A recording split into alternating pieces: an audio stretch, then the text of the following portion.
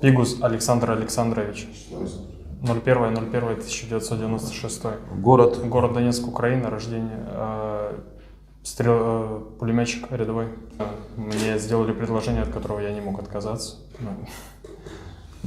Как думаю? Я имею в виду, завуалированно угрожали отчислением и последствиями в виде уголовного преследования. А что лучше было бы быть отчисленным или поехать в Украину?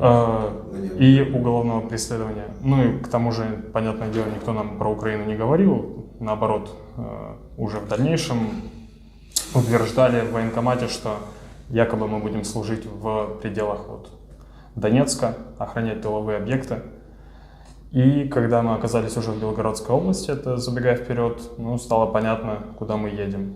Но когда ты в Белгородской области, ты нелегально, получается, въехал с оружием в Российскую Федерацию, а нас сюда завезли железнодорожным эшелоном, куда ты там сбежишь? Тебя найдет ФСБ или полицейский, у тебя нет ни карты банковской, ничего.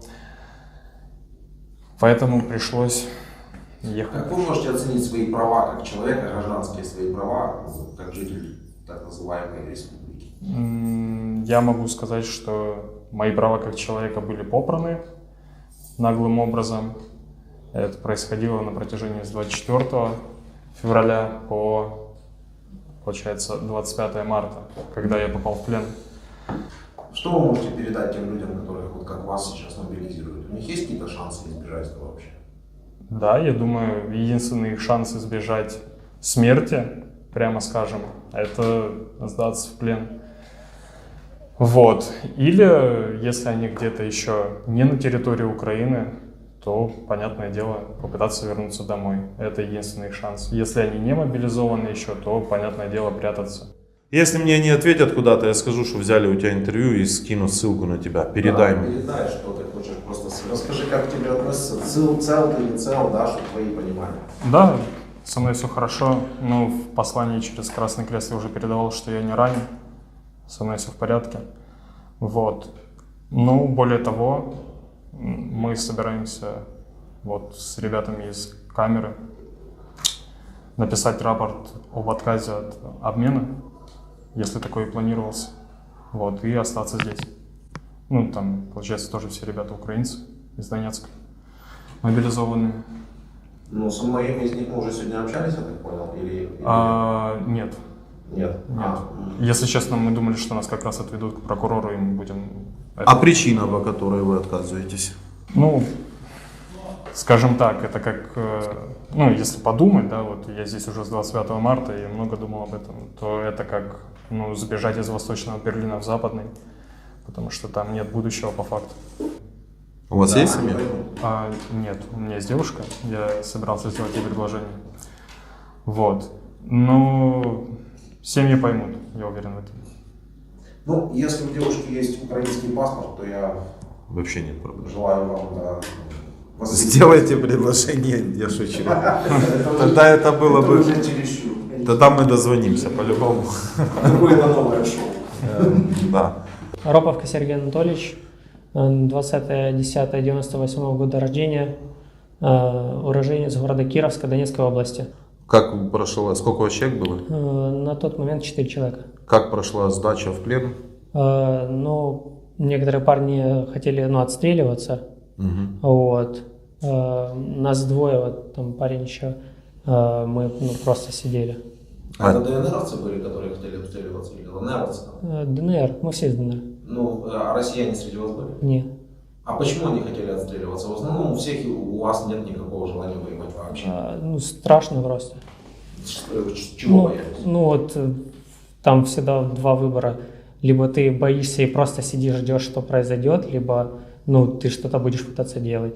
Они воевали? Решили. Нет, никто не воевал.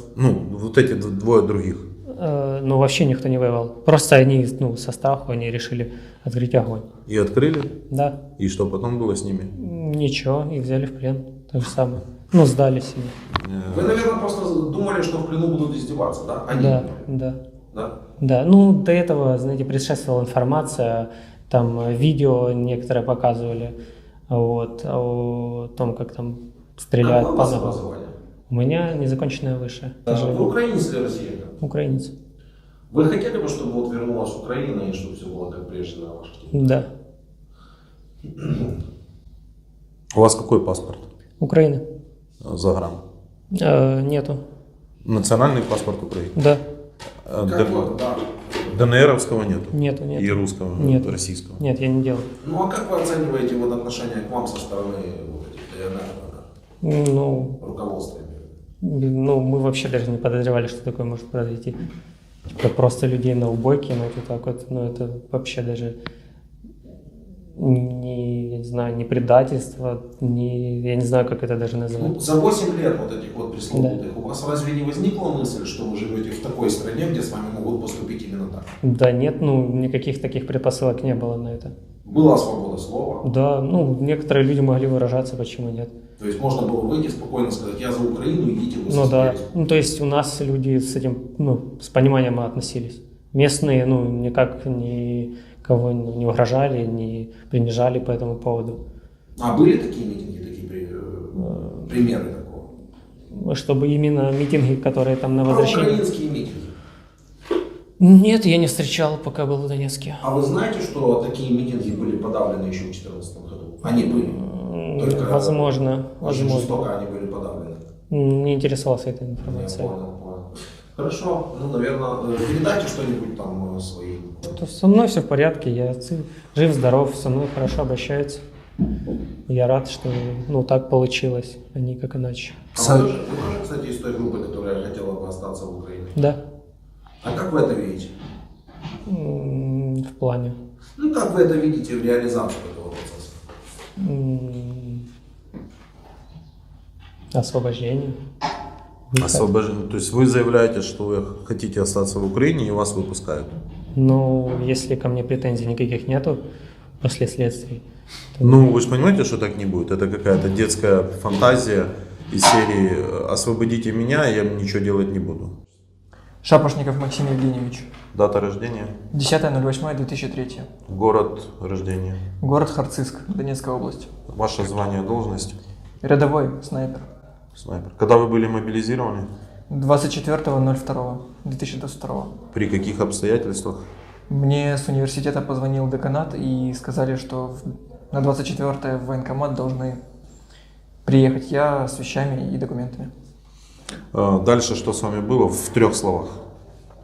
Сначала нас поддержали в одном месте, потом перевезли в Белгород и оттуда уже отправили в Харьков. В Харьков? Ну, в Харьковскую область. Это какого числа было уже приблизительно?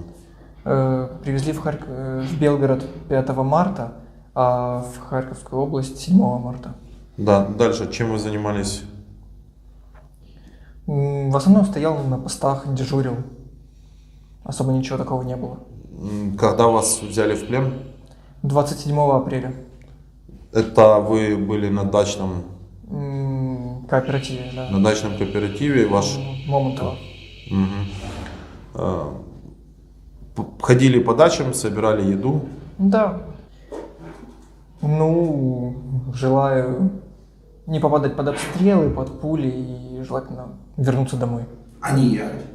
Не ехать тоже желательно. А как они могут не ехать? Есть шанс? Шанс просто, ну, жить, скорее всего, не по прописке. Это Вы украинец или россиянин? украинец. Украинец. Вы хотели бы, чтобы вернулась Украина, и чтобы вот все было как прежде? Да? До 2014 года. После 2014 года стало жить лучше? Не очень. Ну, мне тогда 11 лет было, я ничего такого А, не я понимал. понял, да, молодой очень был. Так что, скорее всего, я домой приеду не скоро, а может быть и скоро, как получится. Ну, со мной все хорошо, Ты я... объясни про планы на будущее, что вы хотите в Украине остаться. Ну, вообще, как бы, да. Мы собираемся остаться в Украине, пока там, не знаю, Донецк не перейдет во власть Украины. И получается, когда вот все это произойдет, когда настанет такое вот время, я обязательно вернусь. Все будет хорошо. Гроз Владислав Сергеевич, 18.09.2001, рядовой стрелок. Рост? Гроз. Что вы брали на соседних участках, в соседних домах? В соседних домах в основном искали какую-то одежду, чтобы переодеться, так как говорили, ходить по гражданской одежде. И еду, если находили. То есть по итогу вы еще сняли вот эту свою форму и переоделись в гражданку. Да. А для чего это было сделано? Ну, начальство говорило то, что летают беспилотники и опасно ходить в военной форме. Типа маскировались так. Ну, можно и А так. еду какую брали? Ну, еду в основном, что находили, это крупы, консервы какие-то и все. Ну, сахар, соль. Вы из Макеевки. Да, я из Макеевки. Когда последний раз бомбили Макеевку? Я даже не знаю. Ну вот, я слышал последний раз по новостям где-то в феврале, марте. Ну, это уже сейчас, это уже... Да. По новостям имеется в виду, вот вы слышали то, что вы слышали, прилеты, что прилетало там. Ну, давно не было. Давно это... Да я даже не вспомню, я в университет поступил в 2018 году и А до 18-го? до 8 тоже не помню. Я даже не А помню. 8 лет бомбили? Добили Бомбас. Бомбили Бомбас. Ты даже Каждый день. Мирных. 8 лет. 8. Как там? 8. 8 лет. Нет, я не помню. Мы заставляем вас сказать, что не бомбили? Нет. Ну, хочу сказать, чтобы все прятались как можно. Ну, какая есть возможность у ребят, те, которые остались в Донецке. Просто прячьтесь, не идите.